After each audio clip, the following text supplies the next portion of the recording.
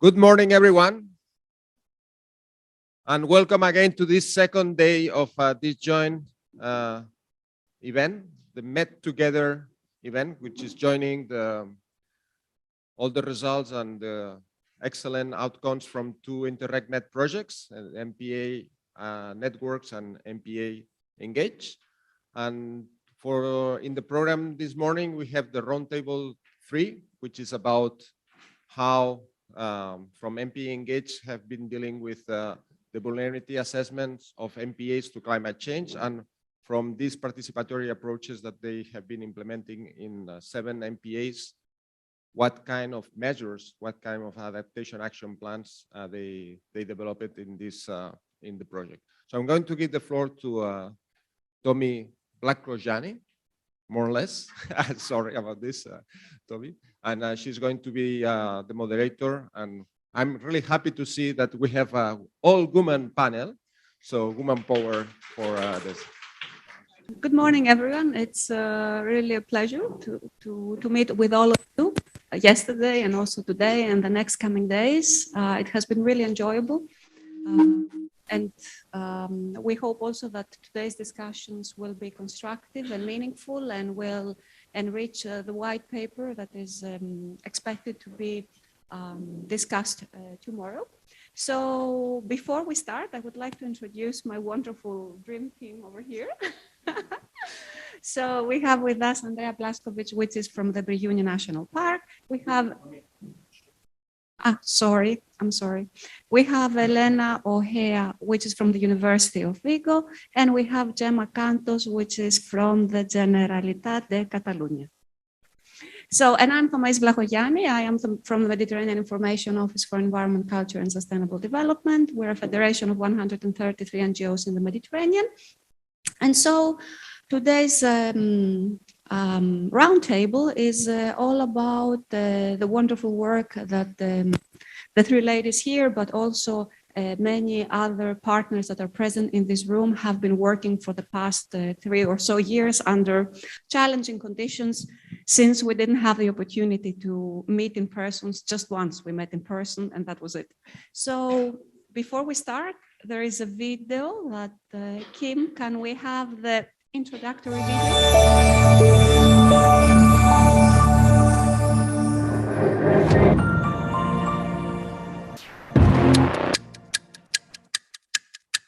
Climate change poses a new challenge for marine protected areas. This may take the form of impacts on ecological and socio-economic dimensions. What are the most vulnerable futures that we could face? How can we manage these problems? The MPA Engage project provides a new tool to assess climate vulnerability along all its dimensions, testing it with several Mediterranean marine protected areas.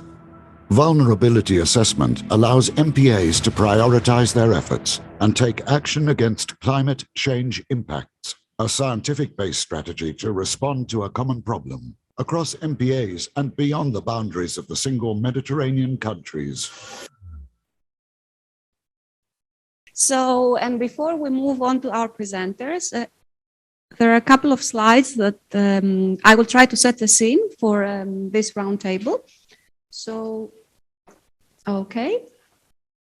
So basically, the idea is to showcase the pilot actions that have been implemented within the scope of the MPA Engage.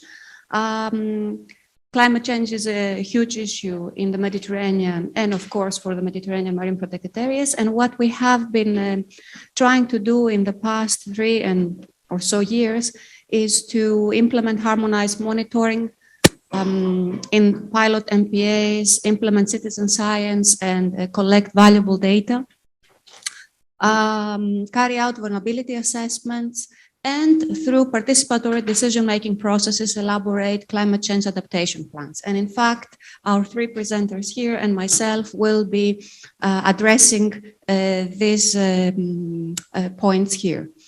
And of course, central to the MPA Engage project was the quintuple helix participatory approach, where we engage in all our actions. Of course, obviously the MPA managers, which were at the heart, but also the scientists, local authorities, socioeconomic actors like environmental NGOs and citizens to the extent that it was possible. And this is just to give you an idea of the pilot MPAs. We had 7 pilot MPAs. Gemma and Andrea represent 3 of them. And they are located in different parts of the Mediterranean. They encounter different specificities, and they're characterized by different particularities. And we will be hearing a lot more about these and how they have been addressed. And I would like to highlight that all of this collective experience and all this knowledge that has been gathered and processed within the scope of our project has been, obviously, it has been captured in many, many deliverables. But since we are all very, very busy, it's very difficult to go through a massive load of documents. So in order to make your lives easier, we have tried to distill some very important aspects of this collective intelligence, this collective exercise, in a document that is entitled Operational Guide for Users of the MPA Engage Results and Outputs.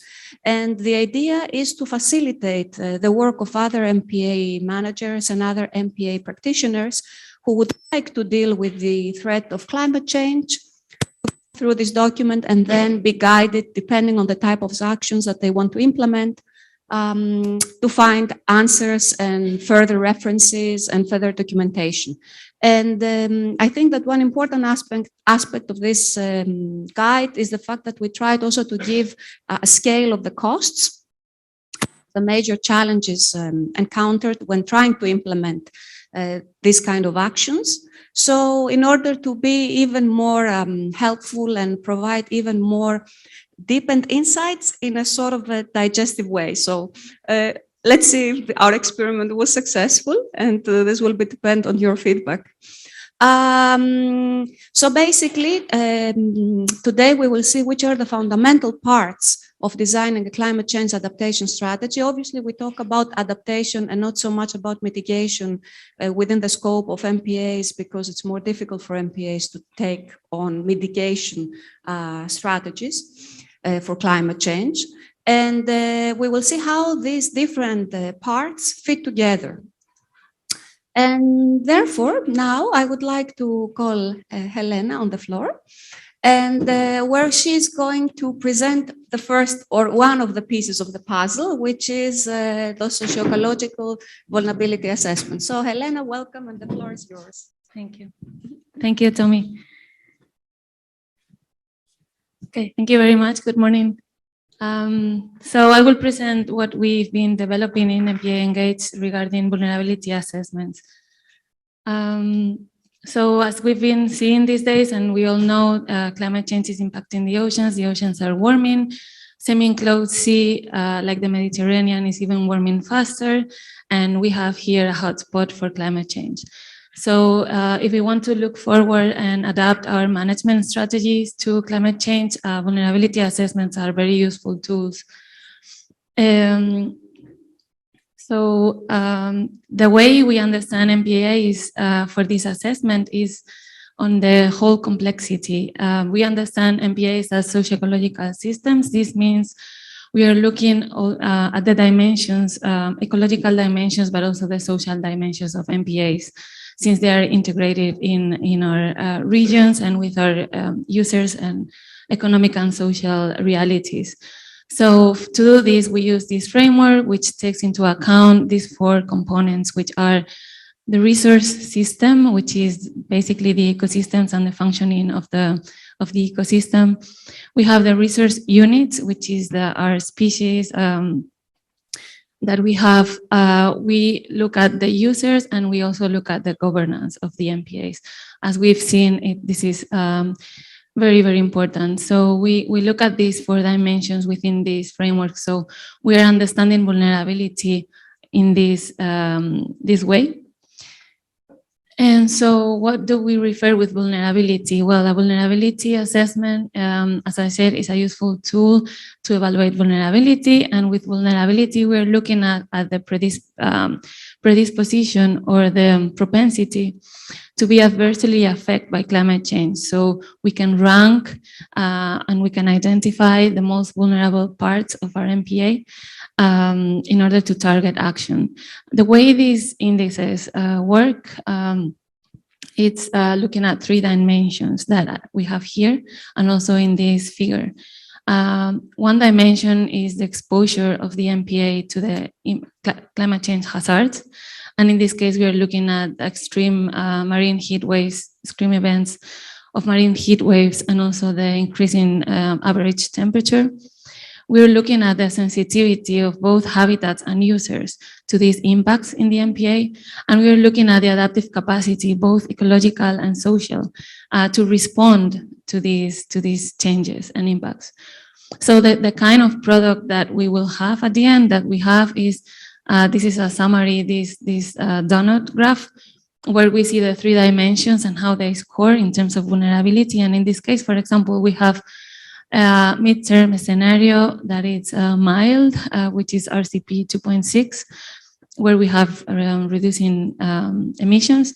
And in this index output, we see that the overall vulnerability of an MPA is high, and the sensitivity and adaptive capacity have high and very high risk or vulnerability, and the exposure in this case is lower. So it's these 3 different dimensions that can give a high vulnerability. So the way we compile this information at the end is here. So vulnerability is basically the exposure an MPA has plus the sensitivity that MPA has to that exposure minus the adaptive capacity. So how able is that MPA to respond? And so this is our framework for the vulnerability assessment. Is based on the scientific literature adapted to the specificities of Mediterranean MPAs. And we can see that without going into all the details, we have an ecological part, which is in green, which will give us an output of the ecological vulnerability assessment, but also a social and a socioecological output that we are able to construct. So the way we do this is, as I say, sensitivity and adaptive capacity. We are looking at these indicators in the environment and from a social perspective.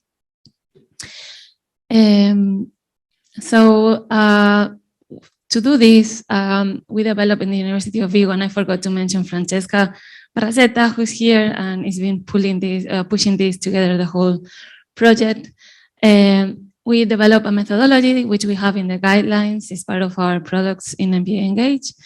And we were able to test this methodology with all the partners involved, all the managers we have in the project, and you'll see some results next. So we did this as a co-production process, and each MPA could define the specific species, habitats, and users they wanted to look at because of different criteria that we gave.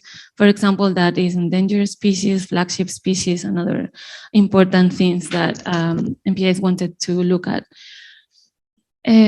So at the end, we develop a methodology which is extensive in the sense of the amount of indicators we collect, but we can apply it to any different MPA setting in the sense that the methodology can adapt to different types of data and different quantity and quality of data. So we can adapt the methodology, but at the end we had almost 90 indicators, where we had 13 indicators just at the species level, also at the habitat level, and 25 indicators for users' activities.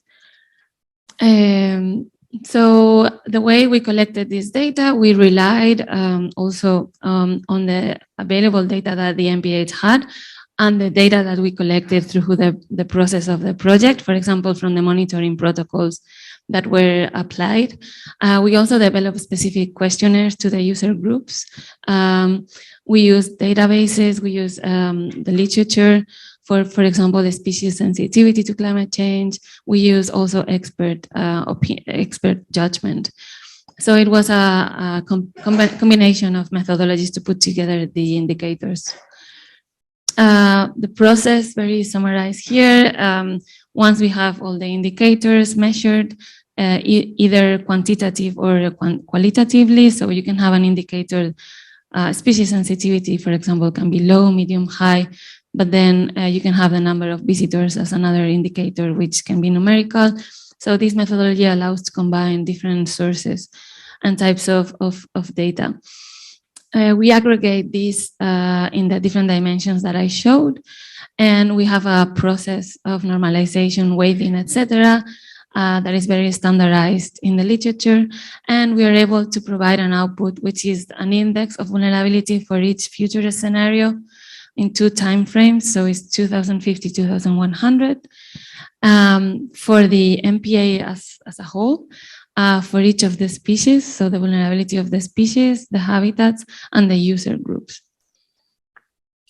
So once we tested this methodology, we were able to develop a tool, which is an interactive online platform where the MPAs could upload the data template that we provide in the guidelines, and they could get back the results of the vulnerability index in a way that is interactive, and they can navigate through the scenarios and through the different outputs of the index. This is already available, and it can be applied to any other MPA, which follows this process of the methodology we have put together. So just to wrap up, we have the outputs for all the MPAs here, and you'll see some examples. We were able to also have like a confidence level for the outputs based on the data that the MPAs was able to provide.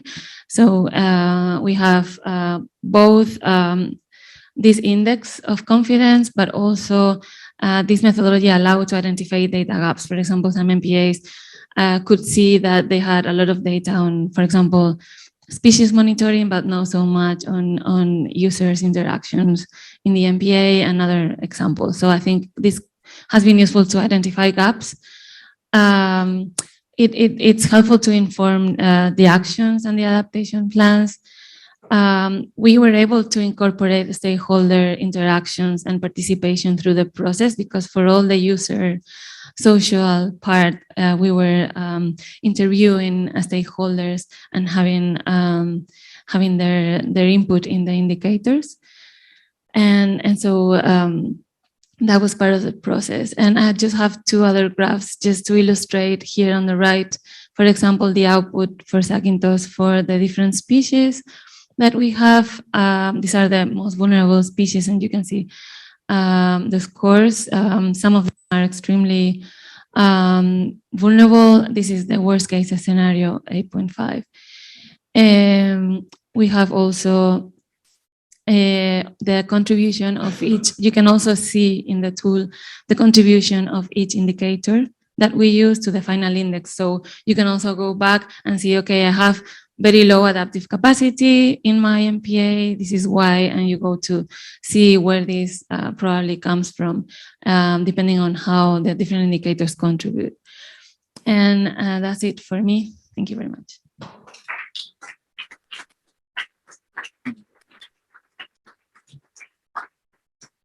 Thank you. Thank you very much, Elena. You will have the opportunity to ask questions to Elena after we complete the different presentations. And now I would like to pass the floor to Gemma, who will present a concrete showcase of how climate vulnerability assessment worked in Cap de Creus. So, Gemma. Thank you. Good morning, everyone. I will present you our experience of Catalonia in Cap de Creus Natural Park. In fact, we studied two marine areas. The littoral of Baix Empordà, that is the pink dot, and the Cap de Creus, that is the orange dot. I will explain the Cap de Creus because the results in the other natural area is quite similar with a slight difference. Cap de Creus has an area of almost 40,000 hectares, which are more than 10,000 of terrestrial area and the other 3,000 hectares of marine area. It includes 8 municipalities from the administrative county of Alt Empordà in Girona. And the population in these 8 municipalities includes almost 32,000 inhabitants. Cap de Creus was the first marine terrestrial natural park created in Catalonia in 1998. And terrestrial and marine park includes different levels of protections, which includes some strict natural protection. Most of these protected areas also include in Nature 2000 network. In Cap de Creus Natural Park, there is also a specific managed body, and governing board, and also a cooperation council. Well, which is a starting point. As I have said before, within the framework of the project, we have studied 2 marine areas, one with a management body, that is Cap de Creus, and the other without this managed body, that is the littoral del Baix Empordà.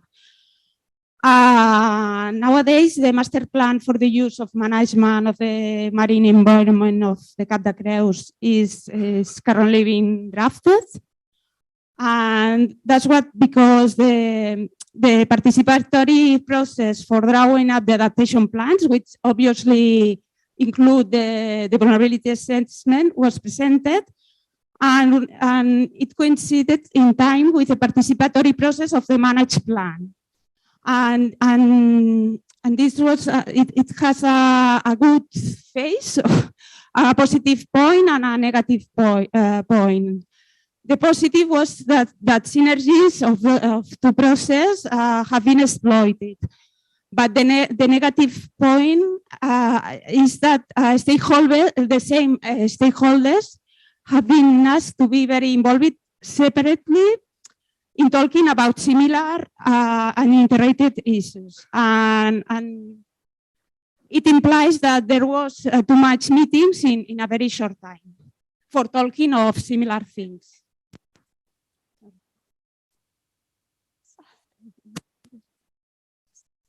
Okay, sorry.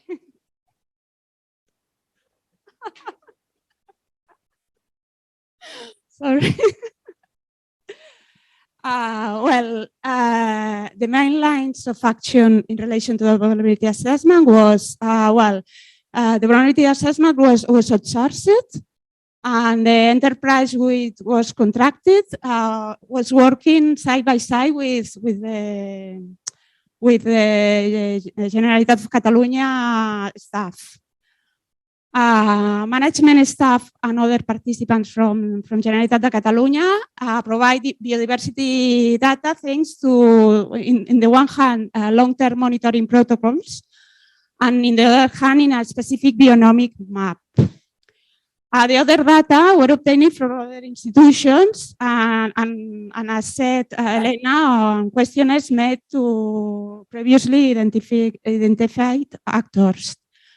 And we were participating in MPA engaged workshops training, especially in the tuning funnel tool, and we established the coherence between evidence and results. Well, now I will show you some results. Here there are the socioecological vulnerability. on Cap de Creus in two scenarios, climate scenarios, RCP 4.5 and RCP 8.5, at the middle of the century and at the final of the century. And you can see that the vulnerability will be high in all scenarios, reaching at the end of the century a very high vulnerability. This, if you look into this vulnerability, social sensitivity is intermediate, while the social adaptive capacity is low, resulting in a very high levels of vulnerability at the end of the century. If we look at the data, we have an acceptable quality of data, although it could be better if we have a wider monitoring system on the MPA and if we could cover more indications, especially socioeconomic aspects. And also data coverage is good. The strongest point is the ecological vulnerability with 5 years of data series, and the weakest is the adaptive capacity with any periodicity. This is the results of the ecological vulnerability, and you can see that is in 4.5 scenario at the middle of the century is intermediate, and high in 8.5 scenario. But both scenarios will increase up to very high vulnerabilities at the end of the century. If we look into this vulnerability, ecological sensitivity and exposition are increasing over time, reaching extreme values, while the ecological adaptive capacity is high. In this case, the ecological vulnerability index is calculated with much better quality of the data, thanks to the data that the park is collecting. And as data coverage is close to 100%. And well, this is for the 8.5 scenario. And the results show that in habitats vulnerability, at the end of the century, all habitats will reach very high vulnerabilities. If we look at the species vulnerability, all species vulnerability will be high, very high, or extreme, except for the Octopus vulgaris and the invasive species Caulerpa and Fistularia commersoni. On the other hand, Corallium rubrum and Paramoricea clavata vulnerability will reach extreme levels. If we look at the users' vulnerability, the results show that diving sector is the less vulnerability group, while the nautical sector is the most vulnerable, reaching extreme vulnerabilities. Very high vulnerability is going to be experienced by professional fishers and the tourist sector. What was the lessons learned? Vulnerability assessment, it has aligned the needs of both ecological and socioeconomic aspects to improve the conditions for a proper management system with the implication of all the agents involved in the protected area.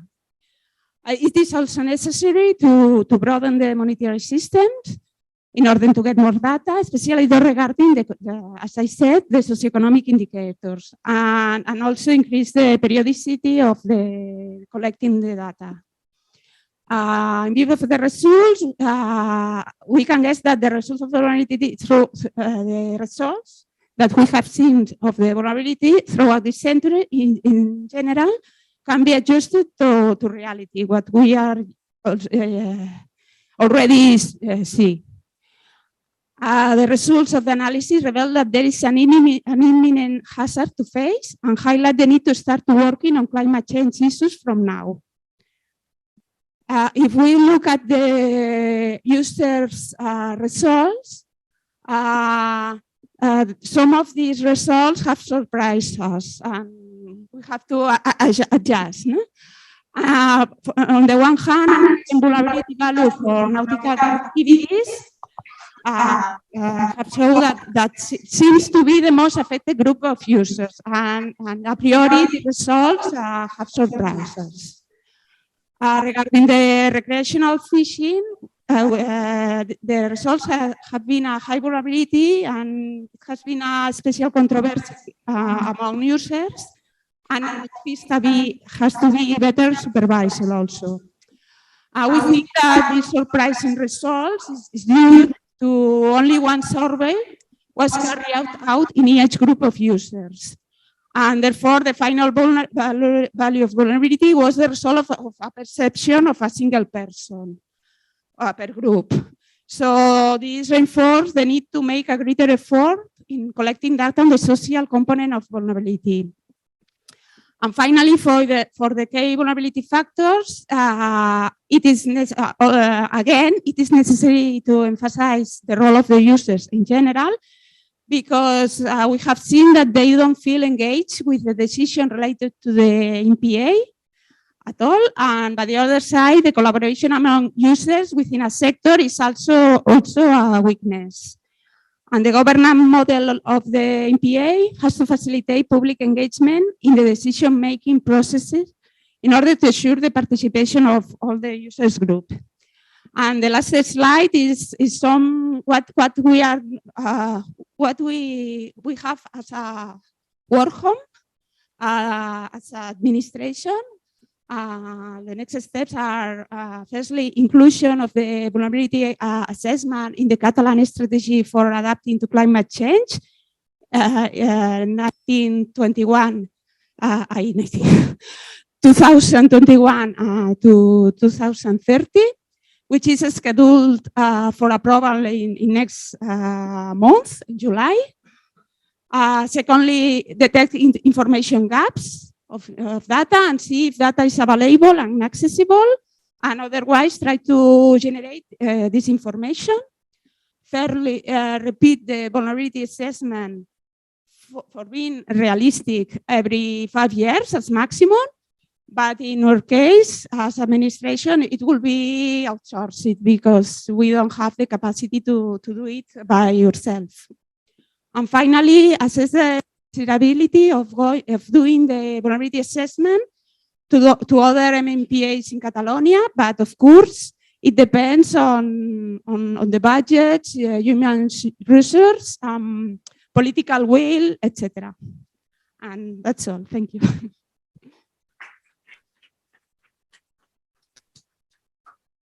Thank you very much, Gemma. Before we move to the next, Elena, is something that you would like to say regarding? Okay, so just if you want. I don't know. I was looking your face while Gemma was speaking.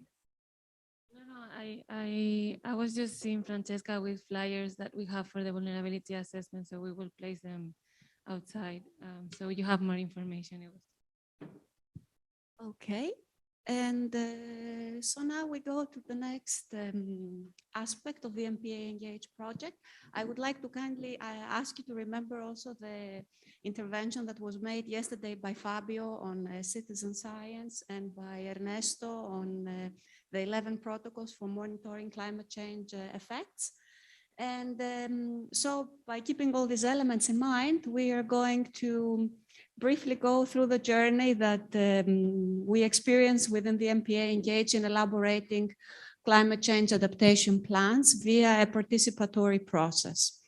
And of course, central to our scope of work has been the DPSIR framework, where basically we have examined the drivers and the pressures and the state within either the vulnerability assessment, the scope of work, or within the monitoring activities and the citizen science action. And to some extent through this, we have also formulated some kind of an idea or a more solid picture of the impacts that have been induced or could potentially be induced by climate change, in order then to define the responses and those responses to be transformed into concrete actions within our climate change adaptation plans. And this is actually the methodological framework that we followed for setting up a participatory process. Interestingly, there was a lot of interest about that. We have developed guidelines on how to do that. Of course, one important aspect of any kind of participatory process is that there is no one-size-fits-all approach. So depending on the size of the MPA, depending on the particular issues present in the MPA, the blend of the different users and stakeholders, whether there have been other participatory processes taking place, so the experience, and so on and so forth.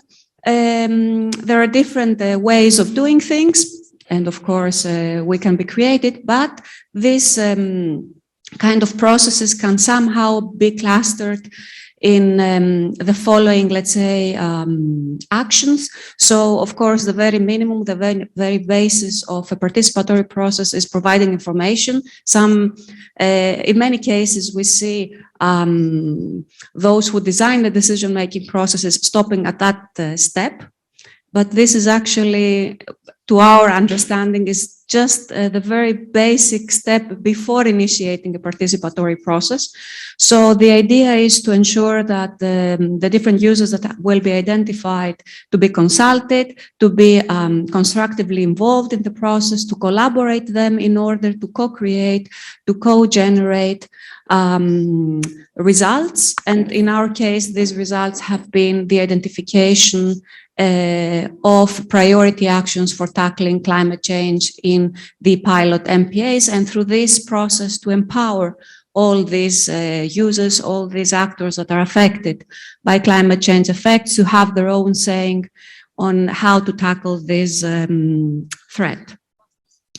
And in designing this participatory process, we tried somehow to put a logical framework, some kind of structure, because oftentimes these processes are sort of considered very loose concepts, and that's why they pose sometimes difficulties in being implemented. So our idea was, on the one side, to clearly describe the intention within the scope of the project on elaborating a climate change adaptation plan, then to present in a very user-friendly way the situation that was assessed by the vulnerability assessment and by the monitoring activities, then to identify all those actors that should be involved, which steps they could be involved in the process. So everybody had the opportunity to know in advance the entire process, not being invited in ad hoc meetings and not, having follow-ups. So, because otherwise you lose the interest of the stakeholders on the one hand, and the entire process is not effective and will not deliver the results that you would like. And then it was not just about having people participating in events, having people participating in the MPA vulnerability assessment or in the citizen science activities, but it was about giving them the opportunity to influence the final decision making. And in that sense, short lists of measures were elaborated. There were opportunities to validate these measures and then to identify those that would be included in the final climate change adaptation plan. So what have we learned from all this experience? It has been a very challenging journey, considering the fact that we didn't have many opportunities for face-to-face meetings. So more or less, all of these actions had to take place online.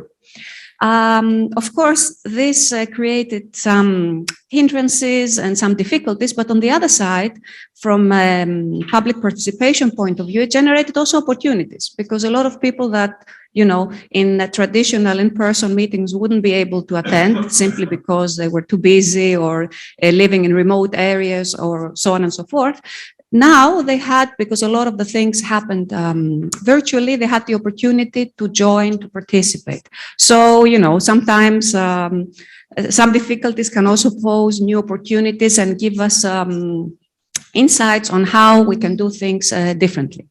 So some of the lessons that we learned was that there are multiple understandings and expectations of those involved. And obviously, if these understandings and expectations don't meet reality, then things can go very, very wrong, because the different stakeholders may feel frustrated, disappointed, and this is putting it mildly, because at the end of the day, they might not even follow the process. So we tried from the very beginning, and all our partners did that really well, to, not to be extremely optimistic, okay, to be really concrete, and to demonstrate what kind of information is there, what kind of work is expected by them, and what would be the optimum, let's say, result that could be achieved. Indeed, plans, methods, and tools and techniques don't guarantee participation. You might have a fantastic tool, but then maybe this tool is not really tailor-made to the needs of your stakeholder in a particular MPA. Simply, I don't know, because this MPA is too small, simply because stakeholders are overworked and they're participating in too many other processes. So this so-called adaptive capacity that Kim has been highlighting constantly, it has been basically central to our lines of actions at every stage. Then public participation is a context-driven process. And of course, it was important to have a very solid understanding of the cultural, of the political, of the institutional context of each of the pilot MPAs. And this is actually where, because otherwise it would be easy, me from Athens, organizing participatory decision-making processes. But this would be impossible because I have no idea about the local context. So this was basically the contribution of the partners who were there, who knew the problems, or in some cases, they discovered additional ones, and how to make this wider framework that we provided work at the ground.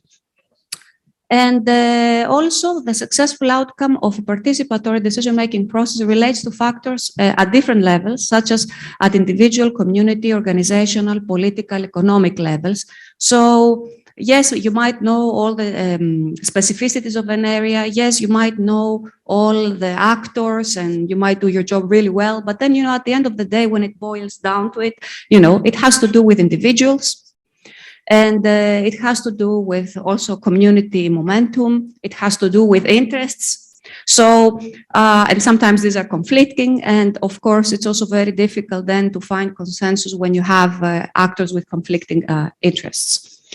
So you can see that it's not, we can easily say, yes, we invited the stakeholders, we had discussions, it's easy to say it like that. But when you consider all these aspects, you realize that it's a very complex process.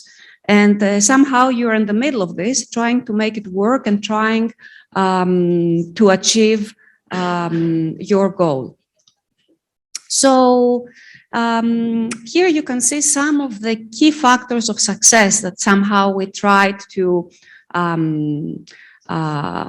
consolidate in order to help also other MPA managers, other practitioners working on similar topics.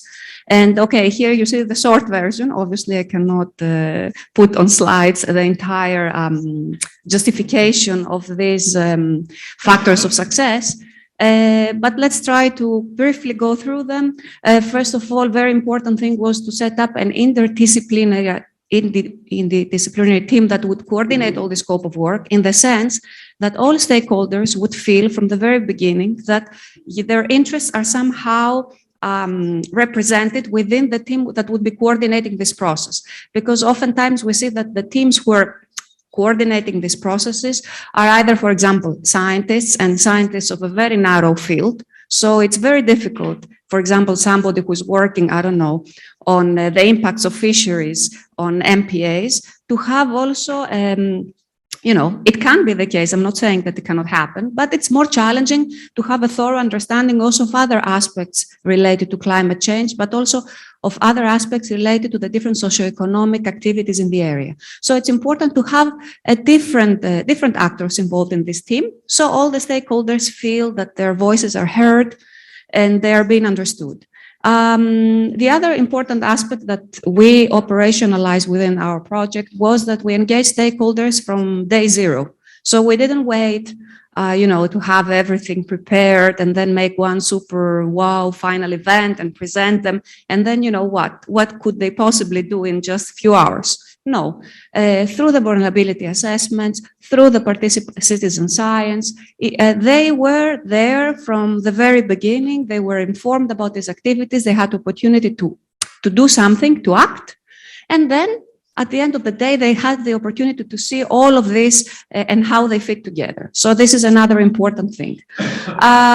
We defined from the very beginning what we expect from them, so that they wouldn't be, on the one side, think that we expect too much of them and they cannot deliver. So then they feel kind of intimidated and they don't show up in the meetings or in the different discussions, but also to illustrate that, yes, they will have the power to influence the process.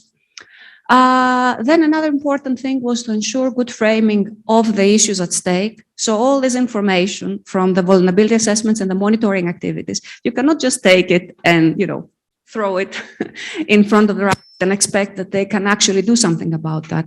So we use this to make some kind of extracts, some kind of briefs of this information in order to be user-friendly towards them. Not all of them are, necessarily able to digest all this information and be able then to act constructively and provide constructive input.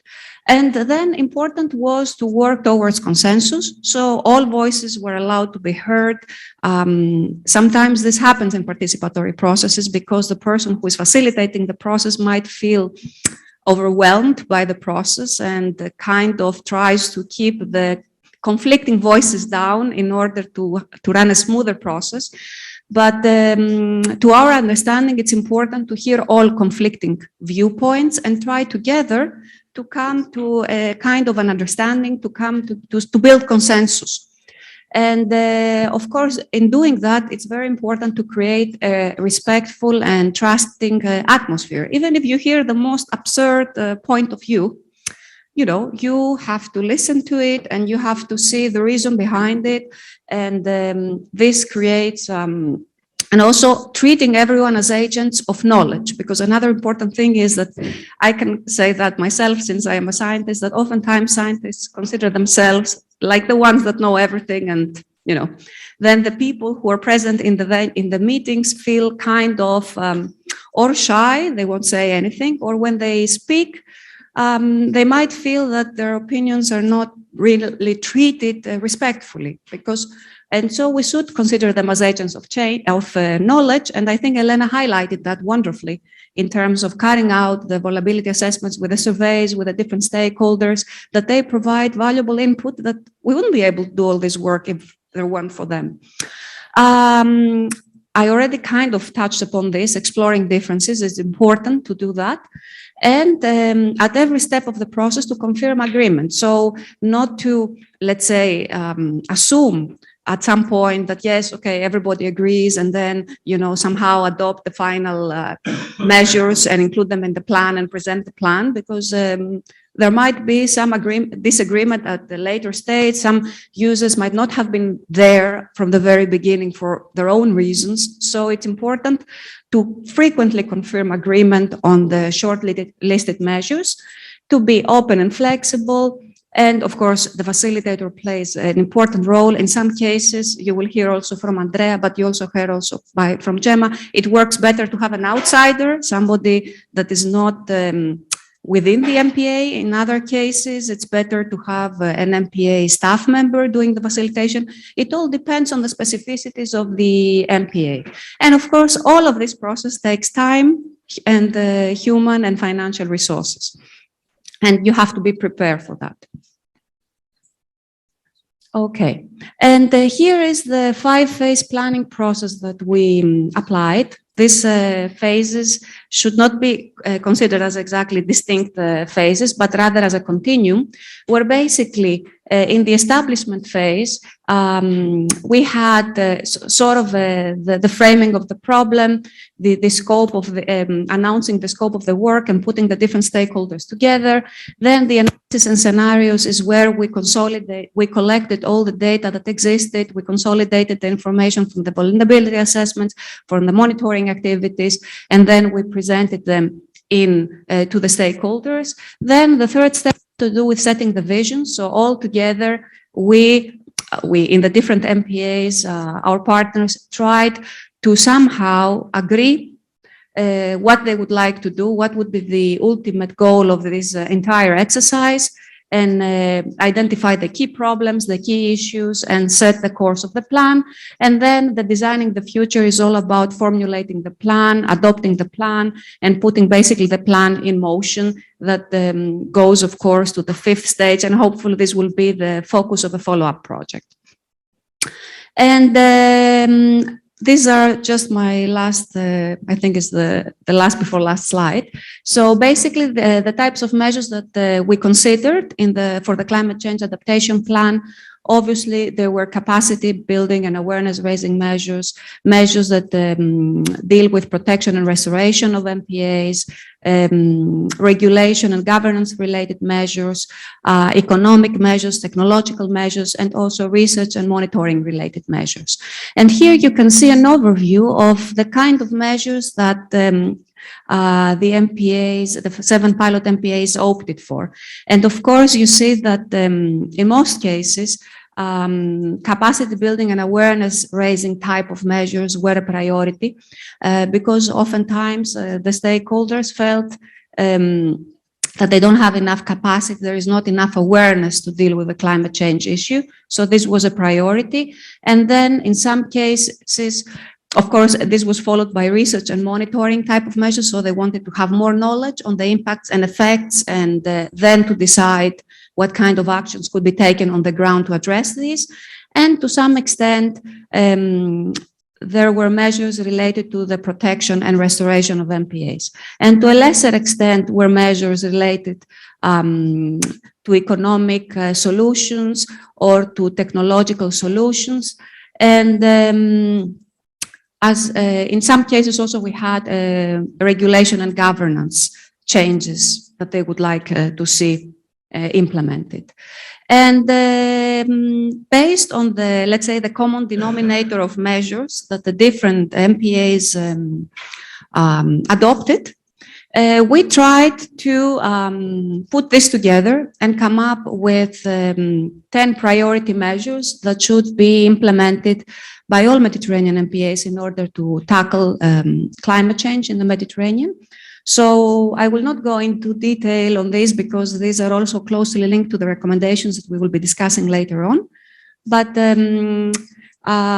you can see that most of them have to do with harmonized monitoring, with applying restrictions and reinforcing existing regulations, and of course implementing restoration actions, and enhancing in general knowledge as to the climate change effects and the vulnerability of the MPAs. So this was more or less in a nutshell. It's difficult to present all this work in just a few slides, but I hope that my presentation made some kind of sense to you and it was not too overwhelming.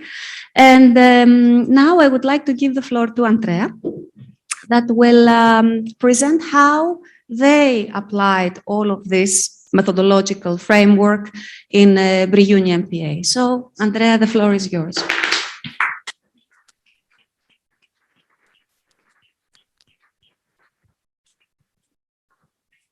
Hello, everybody. Thank you for being here.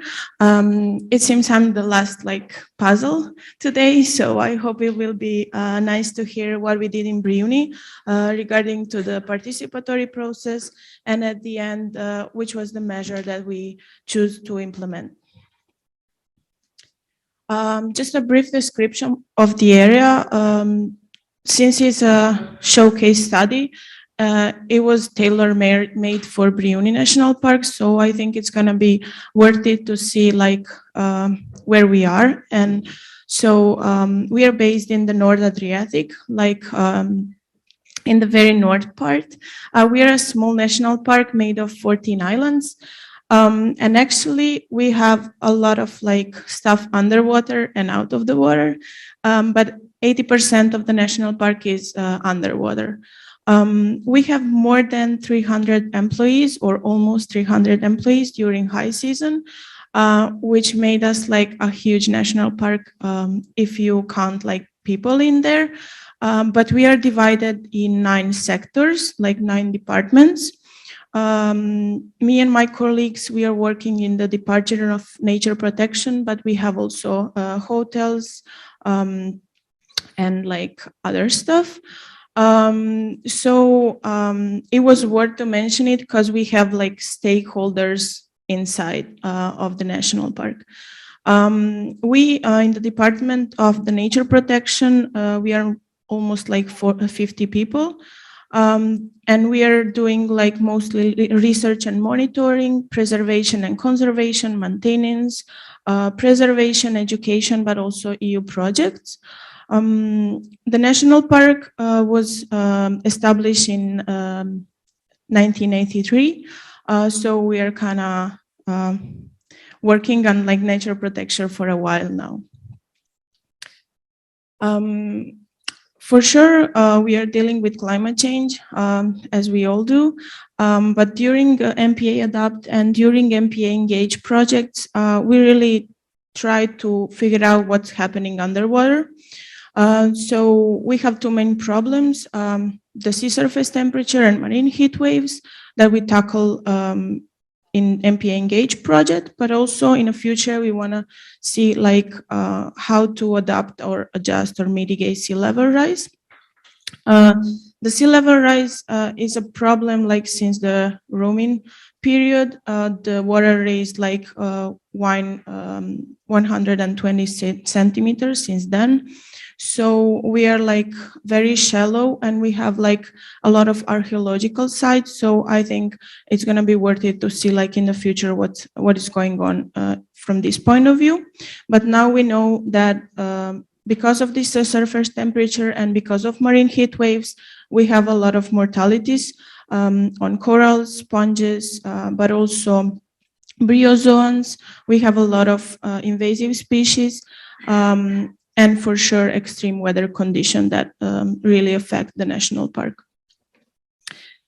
So after we gather all the data and after we had the vulnerability assessment in place, so Gemma showed you the results from the Catalunya National Park, but we have like similar results, and we wanted to really put in place some measures to see how to tackle the climate change issue in the future.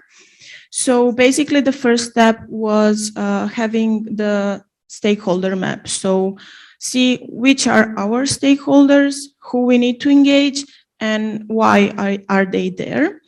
As you can see, the numbers, we engaged more than 150 people. So it's like a huge number, but if you think about the number of employees, you can see like we are really a lot of people like around the area. We try to engage also employees. So we had on board all the head of departments that are working in the national park. We had MPA managers, socioeconomic actors, public authorities, citizens, but also scientists. And you are not engaging them on the same level. Like you should inform somebody, or you should like empower somebody else. So we were collaborating and empowering with 86 people. We were informing about 55 people, and we are just making consultation with less than 30 people. We also tried to see the level of impact, how much does the project impact them. So you have like 3 types of impacts: a high, a medium, and a low impact. In our case, the medium and high impact was really like a lot. So after you have like all your stakeholders in place, after you have all the results, you should make a plan. And Tommy was there like to help us doing that. You have in the guidelines, you will see you have like certain actions you can do to put your like participatory process in place. I'm gonna show you our actions, but I'm sure they can be tailor-made for your MPA for sure. So at first we set up a dedicated web page within the domain of the national park. It was COVID period, so we couldn't have like very much a lot of lectures. So it really helped to have in place a dedicated like web page where we can recall them to go whenever they want to. Also, we were posting in this page like all the news and all the efforts we did during this period. We tried to organize webinar lectures and events. We set up an exhibition with the aim to provide an overview of the project, but also to raise awareness and tackle the climate change issue. They were being involved, as Tommy said, from day one. So they were involved really in every like activity, like citizen science or local ecological knowledge. So they already knew how much are they available for us, but you have to recall them and explain how stakeholders can be really involved in the process and when. We used our social media channels to keep them informed.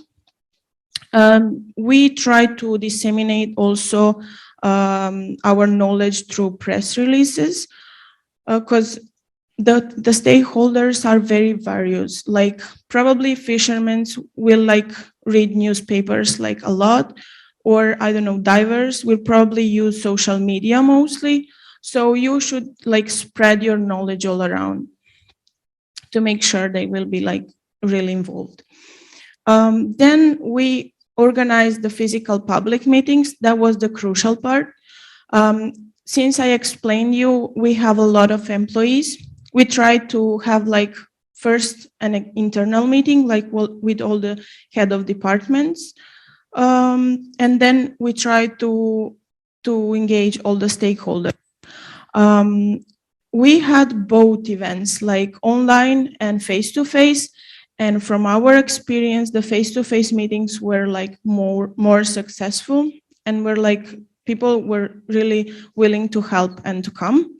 On those meetings, we were about 30 people from different sectors. So we had like a mix of like a lot of people, and we were guided by an external expert, which was like a nice choice, because the conflicts between the park and the stakeholders are always somewhere there, and you never know when they will pop up. So having an external expert is always like, from my point of view, the best choice. After the meetings, we set up a web-based survey to see like what they think about the measures and which one should be pointed out, and which, from their point of view, which one are the best ones. And we ask them to shortlist priority those measures. After the process, we organized a consensus building meeting to discuss the survey results, but also we did a final webinar to share the contents of climate change, adaptation and mitigation plan. Well, there is some of the results of the process. So as I said, we had 15 measures in place. Those are in Croatian, so probably you won't understand them, but I will be like briefly talking about them afterwards. Also, I didn't translate all the slides because I wanted to highlight the importance of doing those processes in your own language, because all the stakeholders are like more used to their languages. And so try to involve like scientists that are like based in your area, and try to like be kind with them and like use their language and their like level of knowledge. So we kind of divided those measures in infrastructure measures, cooperation measures, communication measures, measures that are related to an external influence, and measures related to research and monitoring. Here you have all the stakeholders involved. So there was like tourist sector, nature protections, the scientists, the recreational fishermen, because we don't have like artisanal fishing in the area, the divers, the nautical sector, the national and local authorities, and other people. They had a Google form with all those 15 measures, and we asked them to pick 5 out of these 15 to see which one is like the priority measure for them. The nice thing about this tool was that we could like really see which measure was like mostly related with each sector. So we had really an inside view about what they are thinking and what they perceive it's like the best option for the national park. Yes. Those are the measures that you can find like also in the guidelines and in the documents. I'm not gonna go to read every each of them, but you can see they are based on research and monitoring, capacity building, regulation and governance, capacity building awareness, and technological measures. Here I highlighted the one that they like choose the most. So they were up to establish and implement monitoring of physicochemical parameters in the sea relevant for the monitoring changes caused by climate change. They were up to develop and implement Brijuni National Park certificates for concessionaires. So we have actually people on board by concession, so they are paying a fee to operate in the national park, and they are willing to have a certificate like showing that they are doing a good job, and we have like a really good relationship, which placed them higher in the market. They want us to advocate the establishment of a buffer zone around the national park. In this slide, you can see the borders now, and it was kind of surprising for us. They are willing like to enlarge the area and to see like really how the protection is like changing the site. So it was nice to see that they care about like the national park. But also they want to establish an efficient waste management in the Brijuni National Park, including the reduction of waste, which was nice. It was the new measure that popped up after the participatory approach, and we saw they want like a new regulation and governance like point of view from our side, and they want to advocate an efficient wastewater management and a decrease of other external pressures that may have negative impact on marine ecosystem in the national park. So they are expecting from us like to get in touch with the governance and like advocate like new solutions for like not only the inside area but also the outside area. I think that's it. Yeah, the last slides, it's like based on challenges, lesson learned, and concluding remarks. I think we mentioned almost everything, like the participatory process in Brijuni National Park started in September 2021 and ended in May 2022. But as we mentioned, it was a 9-month process, but like really meetings and stuff. We engaged them from day 0. But also, you need to like keep in mind that this process needs time, and so you better start like early, because it won't be like easy. It will be like adapting and adjusting like every time. It is crucial to have a certain and elaborated data before engaging the stakeholders.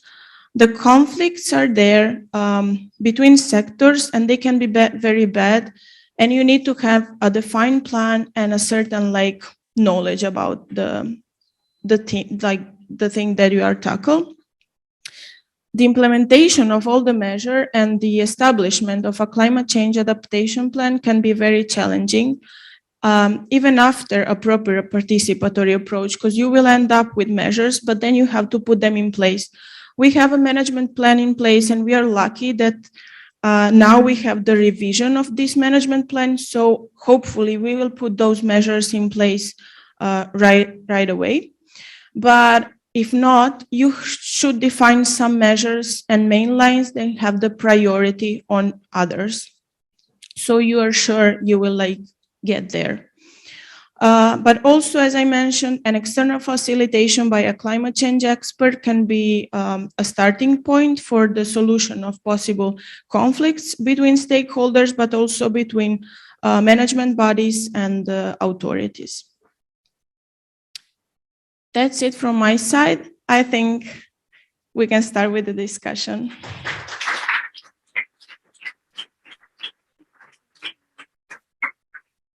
Thank you, Andrea. Thank you very much, and all the colleagues for sharing with us the results. Basically, now is the discussion part. Obviously, we have put together some recommendations on the basis of this work that has been included in the white paper. In this case, these recommendations are very much focused on what you just heard, so they're kind of quite specific. And we would really like to open the floor for your inputs, for your reactions, I don't know, for your concerns, whether you think that these measures should be included in the white paper, whether you would like to see them enriched, modified. So, yeah, great.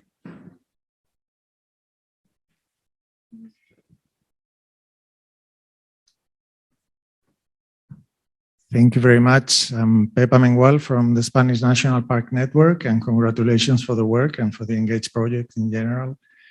And I have a general question and a specific question for the Brijuni colleague. The general question is if you think that it would be after the participatory processes, in this case, on the climate change issue, would it be good to lift some structures of participation for the future? I mean, after the ending of the project, if it wouldn't be good to continue to have a forum, to have a space in which local stakeholders would continue talking about climate change, of course, but also about other related problems, which will continue for sure in the future of the MPA. And the question for the Brijuni colleague was concerning the external expert.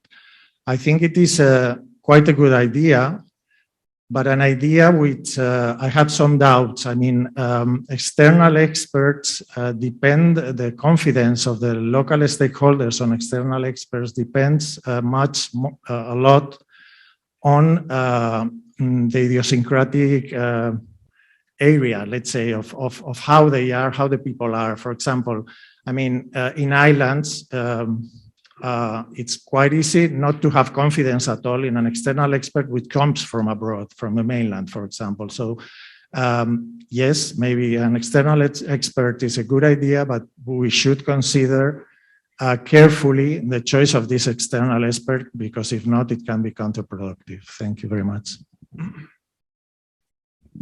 Thank you very much for these interesting questions. Andrea, would you like to address them, or would? Thank you for your question. Regarding the first one, for sure, we will work with the stakeholders like after the end of the project. It was like so tough to have them on board. It's gonna be like a pity not to use like now the really good relationship that we have with them.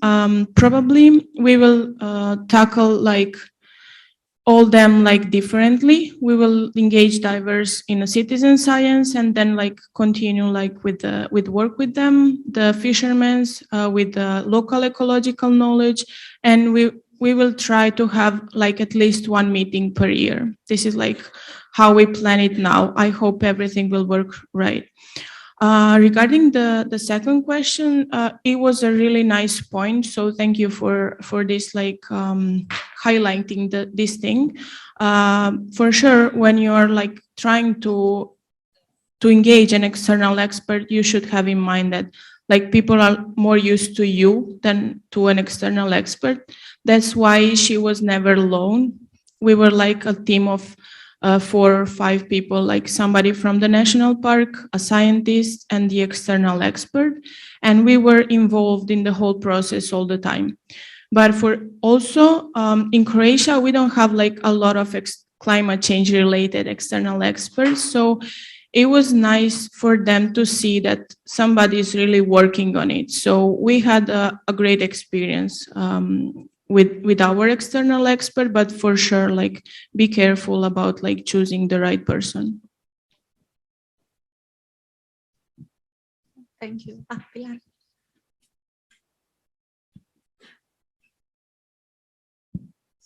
Hello. Regarding to your question about dynamizators, I would like to share our experience because we implemented all the project into marine protected areas, Parc Natural del Cap de Creus and Litoral del Baix Empordà. And Parc Natural del Cap de Creus, as we already said, has a management body. And currently during this project, also the management plan is still on the way, and is the administration. I mean, Judith is very involved. In charge of the dynamization and the participatory process. So there in Cap de Creus, all actors have already, I don't know, a dynamic and know who is the dynamizator and have established the links and the confidence. So when MPA Engage project came, we had a contract for the dynamization of these participatory processes and adaptation plan.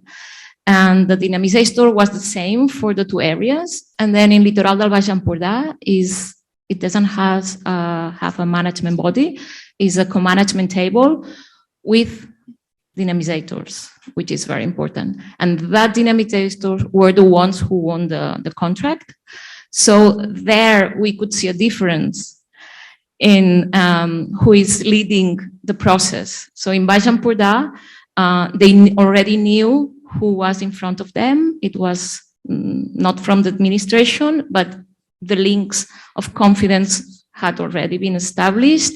So, and we did it last fall, so everything was online and they were very used, so everything went smoothly.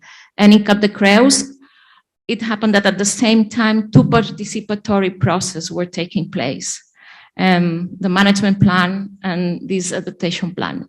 So that was, as Gemma said, too demanding for them, and they had to rebuild the links with the new person and with a new issue. And sometimes, as has been shown here, some measures are the same, and some climate change adaptation measures could reinforce other measures that we're talking.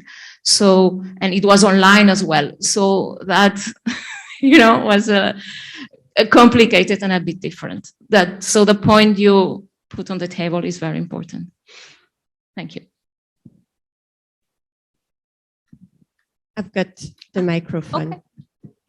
Thank you. So, hi to the people who are following us online. I hope you are doing well, and we've got some questions from them. So, they've been really attentive and following all the discussion.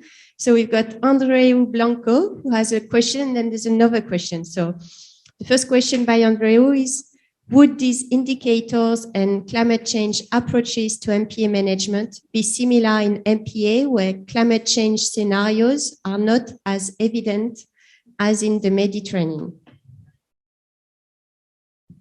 I guess maybe a question for Elena, Joachim just telling me.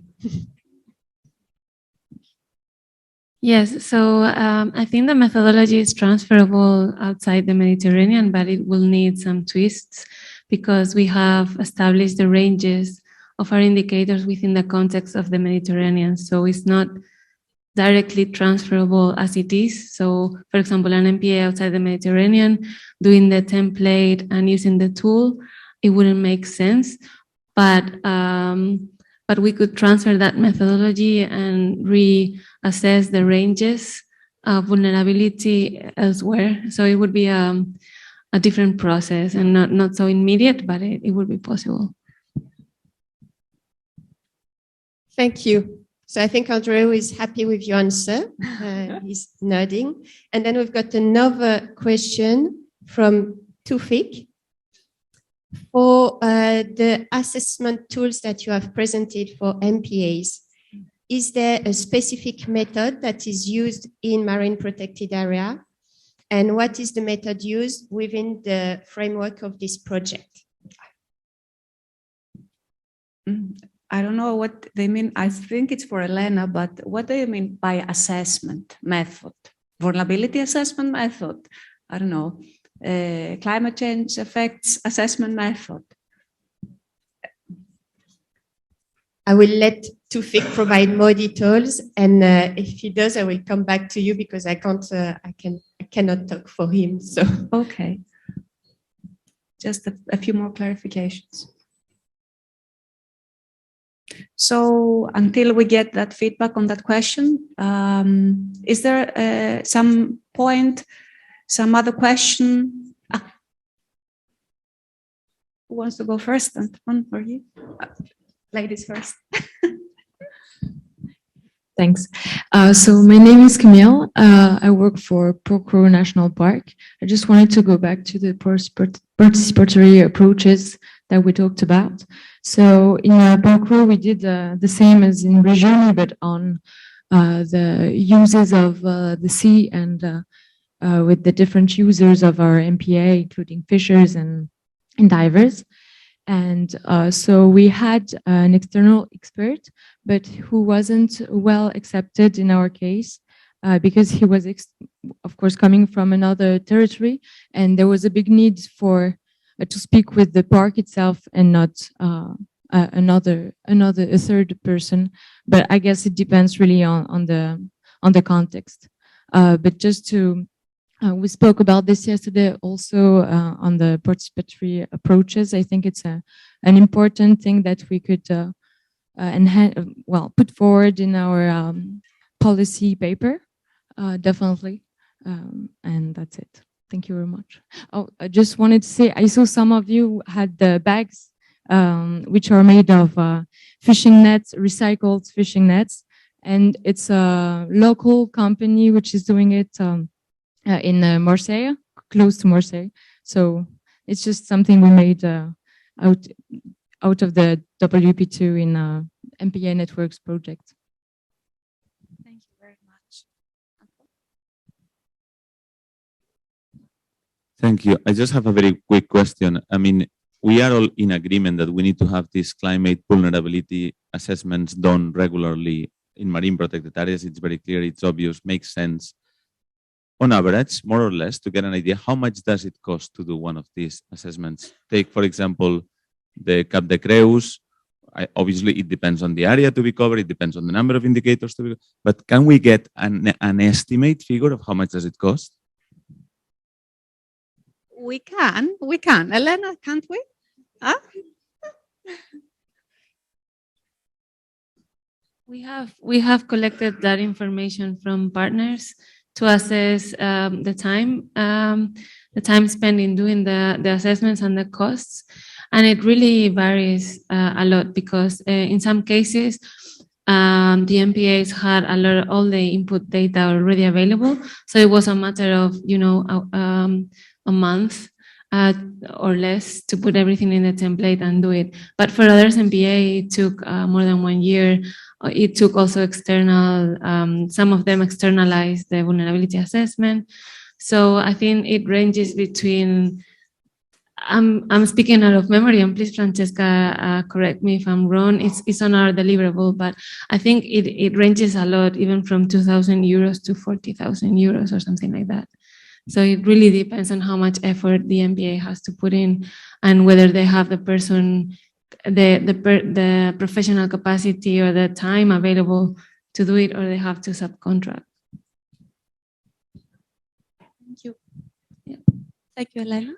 And because we're running a bit out of time, no, we can take one last point. The floor is yours, and then. Thank you. No, that was maybe just a recommendation regarding the policy paper.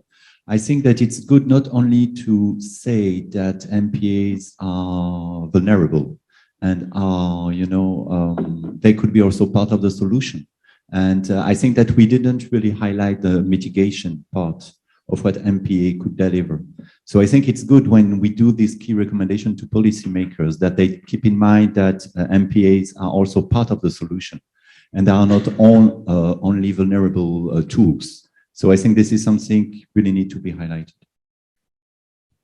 Thank you very much. In fact, this is in some other recommendation of other table that they present nature-based solutions, including to climate change. But maybe it would be meaningful to reinforce this point also in this set of recommendations here when we talk about resilience.